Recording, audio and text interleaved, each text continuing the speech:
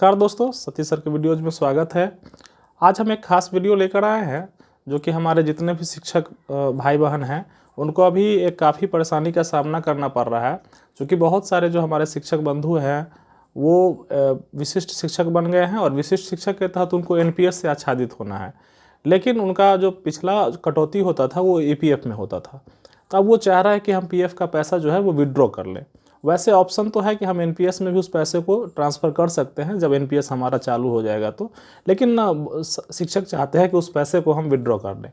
तो जब वो विड्रॉ करने जाते हैं पोर्टल से या उमंग ऐप से, आप ऐप से भी उस पैसे को विड्रॉ कर सकते हैं, इसमें कहीं कोई दिक्कत नहीं है। लेकिन उसमें एक चीज़ ये आता है कि बहुत सारे शिक्षकों का केवाईसी अपडेट नहीं है, जिसके कारण कहता है कि आपका बैंक डिटेल वेरीफाइड नहीं है। जो भी आपके नियोक्ता है, जैसे हमारे यहाँ डीओ कार्यालय होता है, वो नियोक्ता है हमारा ज़िले में, तो उनसे वेरीफाइड नहीं है। हम जानते हैं कि हमने पहली बार भी ऐड कर रखा था अकाउंट, लेकिन तब भी ये कहता है। तो वो इसलिए कि कभी कभी लेटेस्ट केवाईसी करना होता है।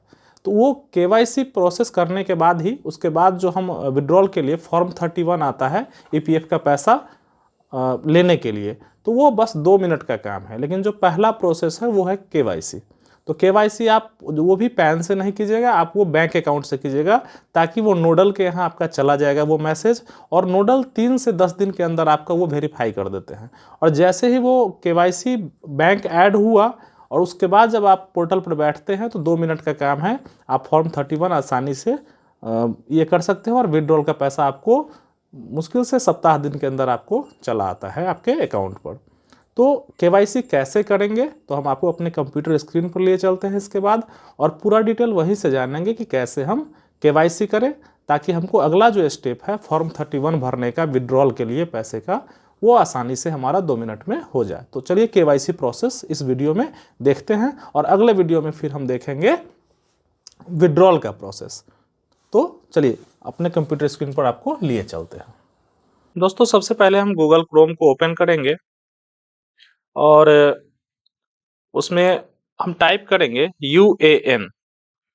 यूएएन टाइप करने के बाद जैसे ही हम क्लिक करेंगे तो हमारे पास आप देख सकते हैं कि हमारे ऊपर एक यहाँ पर एक पोर्टल आ गया, यूएएन करके, एम्प्लॉयज प्रोविडेंट फंड ऑर्गेनाइजेशन। तो सबसे पहले हम क्या करेंगे कि इस पर क्लिक करेंगे। यहाँ पर देख सकते हैं कि यहाँ पर लिखा हुआ होगा यूनिफाइड पोर्टल, ठीक है, मेंबर के लिए। तो इस पर आप क्लिक जैसे ही करेंगे तो आपके पास एक नया इंटरफेस कुछ ऐसा खुलेगा, ठीक है। तो अब इसके बाद आप यहाँ पर क्या करेंगे, यूएएन नंबर डालेंगे, अपना पासवर्ड डालेंगे, जो भी आपका पास कैप्चा डालेंगे यहाँ पे। कैप्चा बड़े ध्यान से डालना होता है इसमें, क्योंकि ये बहुत ही केस सेंसिटिव ही है, बड़ा छोटा सब देखना पड़ता है।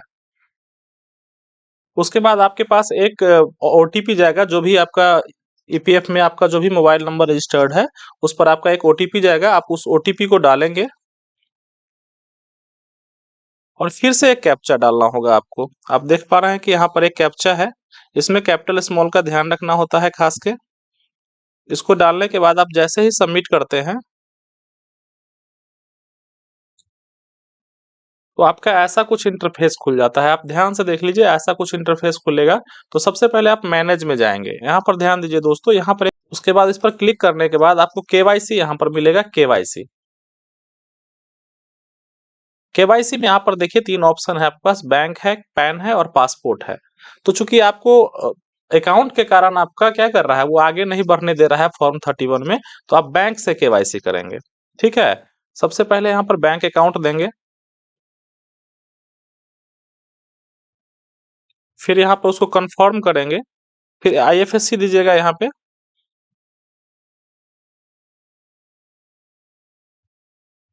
फिर बैंक अकाउंट को यहाँ पर कंफर्म करेंगे और यहाँ पर वेरीफाई केवाईसी पर क्लिक करने के बाद, चूंकि दोस्तों मेरा इसलिए वेरीफाई ये नहीं कर रहा है, मैं आपको बता दूं कि मेरा चूंकि ये वेरीफाई ऑलरेडी हो चुका है। अगर आपका नहीं हुआ होगा तो वेरीफाई जैसे ही आईएफएससी यहाँ पर आप कीजिएगा तो आपका वेरीफाइड हो जाएगा।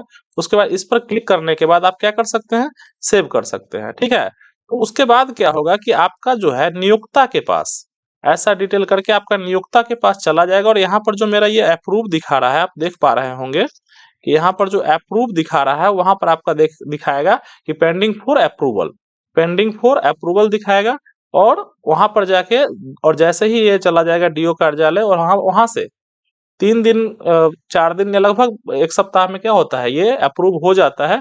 और उसके बाद जब आप फिर से आप फॉर्म 31 यानी विड्रॉल के लिए फॉर्म डालेंगे तो आसानी से आपका पैसा जो है, मुश्किल से 1 सप्ताह भी नहीं लगता है, वो पैसा आपके अकाउंट पर आ जाता है। तो सबसे पहला प्रोसेस जो है वो केवाईसी का है, और ये बहुत ही आसान प्रोसेस है।